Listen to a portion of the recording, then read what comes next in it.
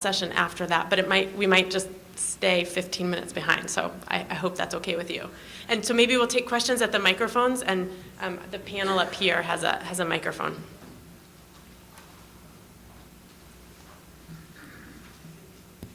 I was just wondering, you gave a timeline on the PROCA of 5 years. Do you have a timeline for the other, the entolimod, or whatever it was called? Yeah, entolimod, it would be, each project is a 5-year project. So it goes from basic research to figure out, like for entolimod, the dosage and the timing of the drug to get it into some patients. Now we can accelerate that if things are going well. We would move it along faster, which may be 3 years rather than 5. So we'll do it as fast as we can, but we need the funding to do it, is sort of the bottom line.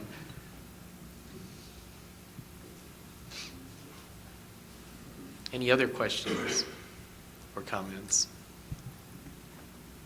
Is there anything that you guys would like to see as part of the patient outreach I know we've kind of talked this morning about what you wish you would have had when you were first diagnosed, or things that we can start to incorporate into this outreach that you might be willing to kind of become involved in as we develop this. Hi. The one thing that I hear over and over and over in our community, and maybe this is not going to be directly related to your SPORE, but you could address it, is there's never been a standard follow-up treatment plan after diagnosis, which is a very legitimate concern for all of us here in this room, where you ask one doctor, well, what is your suggested recommended follow-up?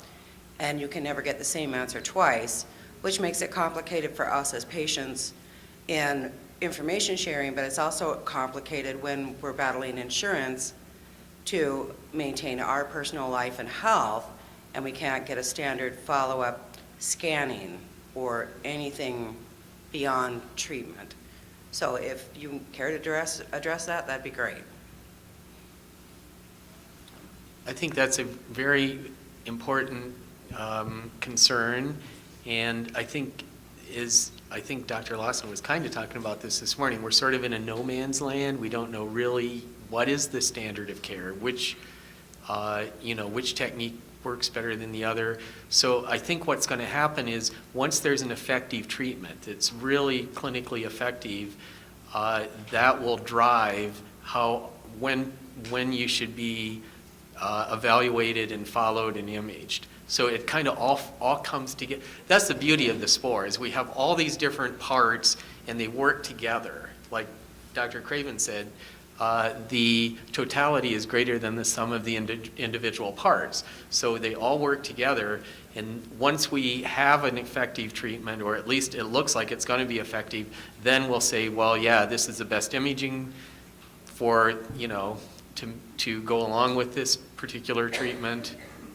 So we're sort of in this sort of, I like to call it purgatory right now, where we're sort of not really in heaven yet, but hopefully we'll be, yes. Mm-hmm. I think a part of that too is we keep going back to data, that we really need to combine our efforts and our patient records and be able to look at the trends at different institutions and different providers who are doing things differently. So that way when we can start to track outcomes, we can go back and look at, well, what did patients at Emory, how were they followed and what were their outcomes, and compare that to other institutions. So we really need to have this teamwork and this advocacy come together to unite everyone so we can have that comparison of data. Because ultimately when we talk about these different gene tests and follow-up periods, it's based on a very limited data set, that there's not, in the grand scheme of things, that many patients with uveal melanoma. So our data points are a lot smaller, and so we have to go out more time to try and increase that amount of data that we can analyze and look at. So the more people who are involved and vocal and advocating for themselves and looking at all of this, I think we're going to be able to finally get the data to answer those questions. So we really need to kind of pull together this resource to combine kind of everyone's data set.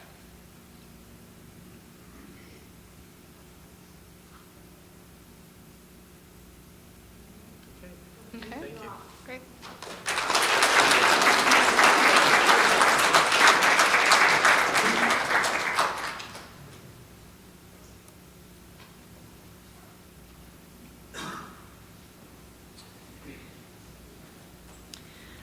All right.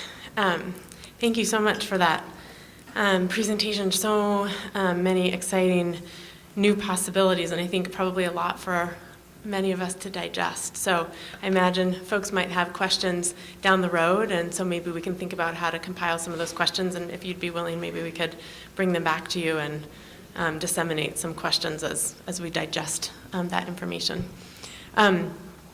So now, sorry, if you guys have slides, then maybe we'll, either way. But if you have slides, I think people won't be able to sit there while you have slides.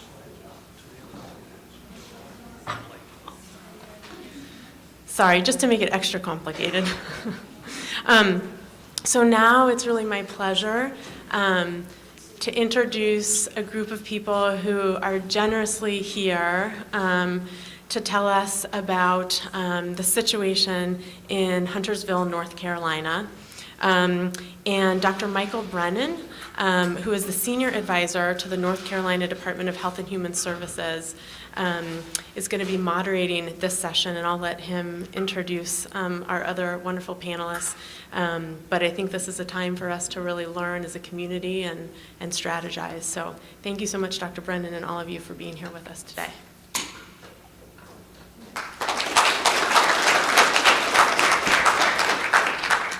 Thank